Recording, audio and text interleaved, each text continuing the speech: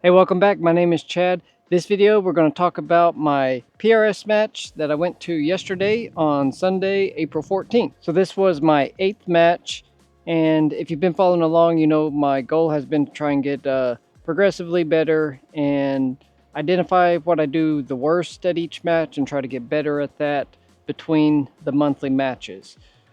So we'll start out with some of the things that I had problems with last time that I did well here. I got my Kestrel pretty well figured out. It was giving me mostly good data, and when I was able to be stable on target, I was getting pretty good hits. I did not film the first stage, but I did film, I think, the second, third. I don't remember if I filmed the fourth stage, but I filmed the last stage. So I think I filmed two at least out of the 5.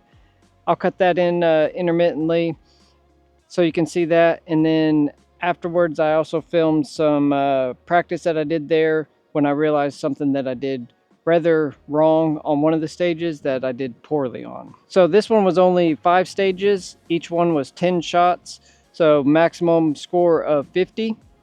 Overall, I ended up with 28 points scored. So that would have been a 56% of the maximum score. But with my hit percentage, I was at 60%. So that's kind of where my goal is. My next goal is going to be get up to 65 and then 70%. So I ended up with 28 and 4th place out of 10 people. Next above me was somebody that finished with 32 hits, and then 2nd place had 36 and 1st place had 38. So 10 total hits between where I finished and winning. So if I did a little bit better on my 2 worst stages, I maybe could have finished 3rd.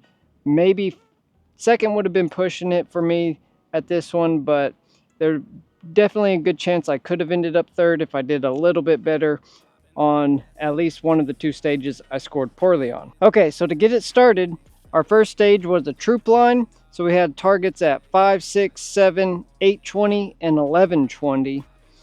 And each one you had to engage 2 shots on each. But the trick on this one, and hence the name, was called the troop line punishment. So if you got a hit on your target, you have to jump up and then get back down on your rifle.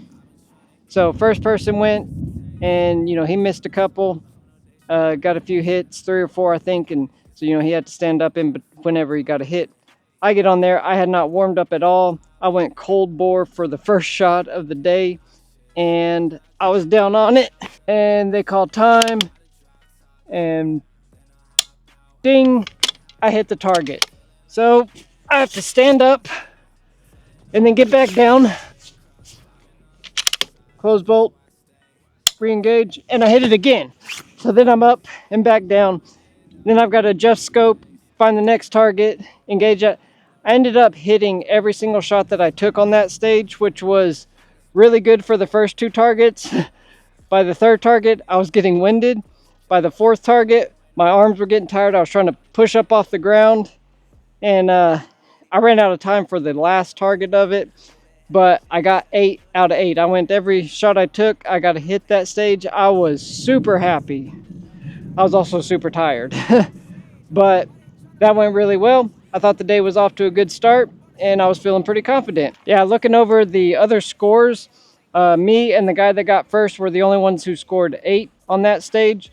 The other guys that got 2nd and 3rd, they had 7. So I was off to a good start on the first stage. Now the second stage is one of the 2 that I did poorly on. We had targets at 450, 550, 702, 936, and then 1010. You had 2 minutes and 10 rounds. You start at the closest one, but in order to move on to the next one, you have to hit the closest target. So 450, got on, and first shot, I think I got it. Move on to 550, 2nd shot, I got it. Move on to the 3rd target. This one, everybody that had gone before me spent 3 or 4 rounds, some of them 5, on the 3rd target. Something was just weird about it, and I missed. I think it took me 4 shots to finally get that one. So I'm up to 6 shots now, I believe. Then I go to the 4th target, and I miss.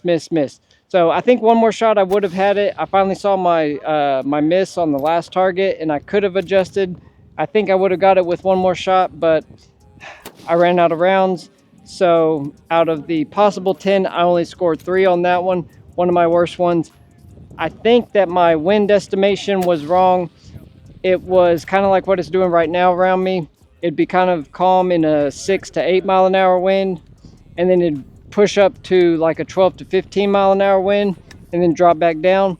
So I'm not very good yet still at reading that change while I'm in the middle of a stage and not looking at my Kestrel and seeing the mile per hour displayed. So that was one of my bad stages. And I think to correct that, I really just need to learn how to read the wind better. And that's going to be something that will come with time. And it is starting to rain, so let's speed this up real quick. The third stage that we went and did was called a pyramid. That one I got some footage of. I'll cut that in, but pretty much you have to start at the bottom, and there's one target at 320. I think it looks like a little maybe 8-inch gong target, but you start low on a stack of railroad ties, and after each shot you have to move up a step, so it's 1, 2, 3, 4, 5, move to the next side 6, and then 7, 8, 9, 10, all the way down. This is where I messed up. I thought that using my attached bag would be the better way to go so I can move it easier. I really should have used my game changer, and I just was not confident enough with manipulating my rifle and picking it up with one hand and picking the bag up and moving it. But I went out and did some dry fire practice after and got much better. Figured out a way to like kind of throw my rifle up, hold it with one hand, grab the bag, and move positions. So I think I'm going to be more confident the next time we have a stage like that. But I'll cut in some of that footage.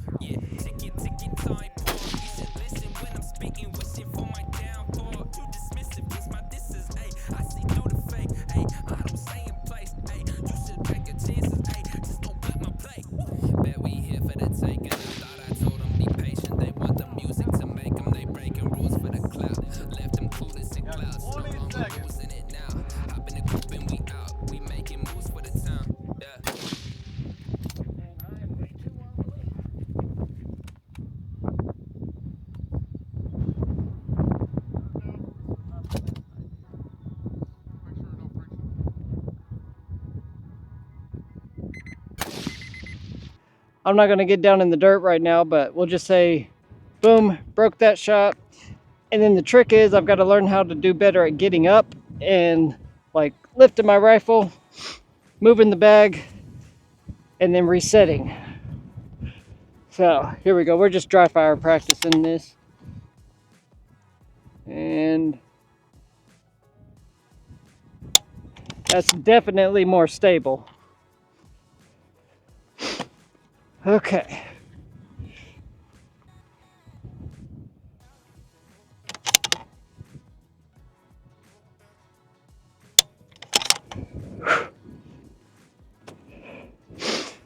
Trick is these ledges get smaller and smaller.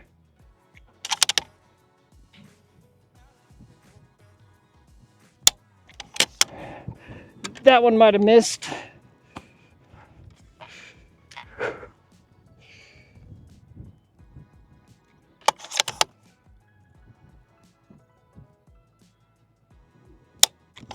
That would have been good.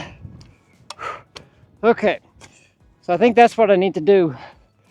Lift my rifle up right in front of the trigger and behind the mag well.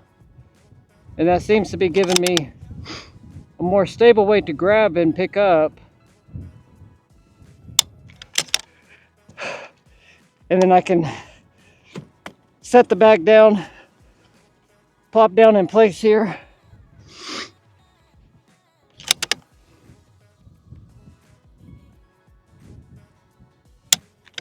That would have been good. Ugh.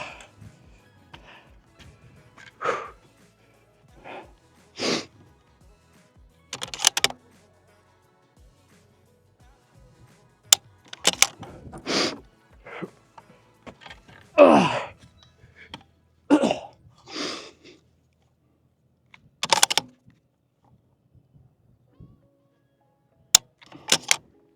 Oh, and then assuming I didn't run out of time, last shot would be down here. So it's definitely tricky, but this is one of the things I really need to work on more. So just want to show you the way that I probably should have done it in the match. So even if I didn't make it all the way through, I would have been more stable and actually able to get my hits. I was very wobbly. I could see my dot moving all over the target. So one more thing I got to work on. Then we went back to the prone and we had a rack attack. So we had a rack at 222 and another one out at 550.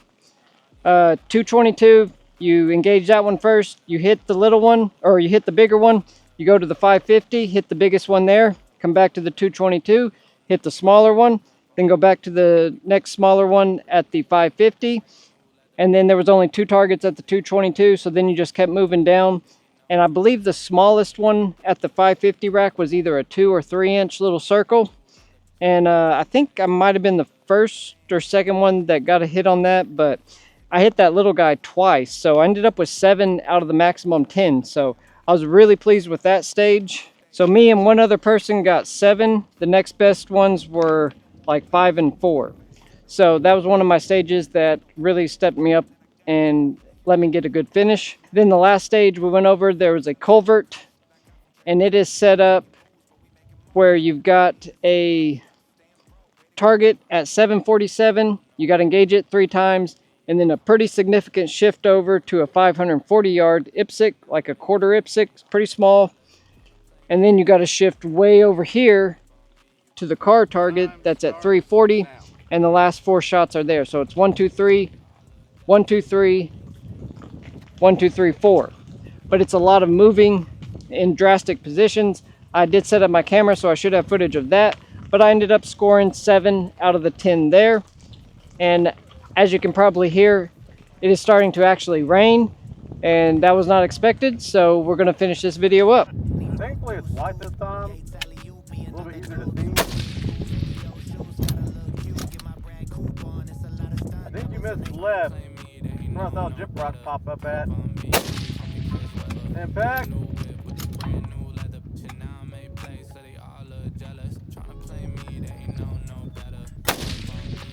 And back.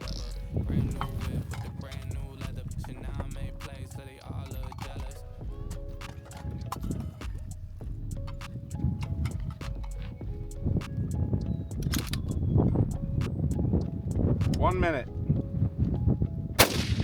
And back.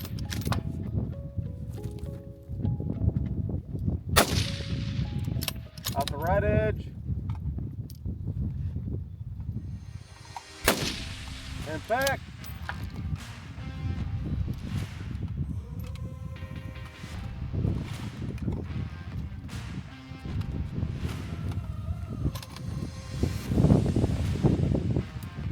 Seconds.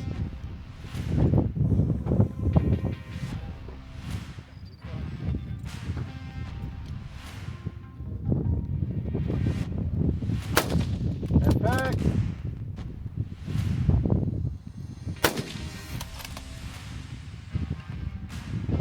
10. And back. And back. So you'll see some of the footage.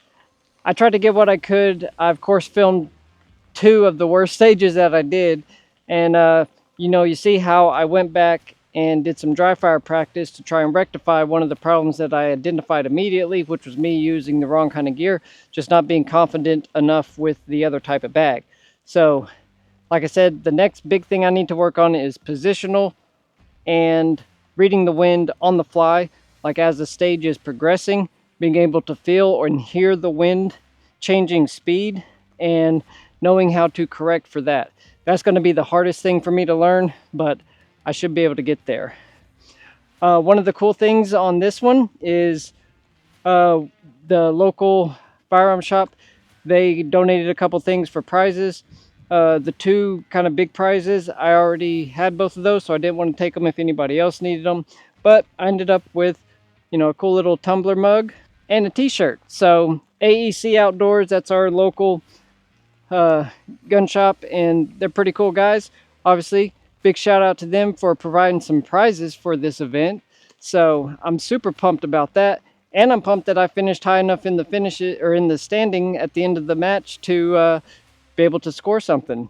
Sorry for the rushed feeling here at the end of the video, but it is starting to rain, and if it does rain too much, I get kind of stuck down here in my little range area. So if you had a good time with me, take a look right down there. Make sure you're subscribed. You don't want to miss next week. Probably got something pretty cool coming, but you'll never know if you don't subscribe and follow along. If you like hearing about this match, or if you're just kind of proud of me for getting better and better as I keep going through this, make sure and leave a thumbs up. I'd really appreciate it. It helps me to get out there a little bit more, and I'm really hoping to keep growing my channel here. I can't do that without each and every single one of you guys, so thank you all so very much for watching all of my videos, and I really appreciate everybody that takes the time to do this. So that's going to do it for this one. Make sure and check out AEC Outdoors, and have a great rest of your day and a wonderful weekend. We'll see you on the next one. Bye.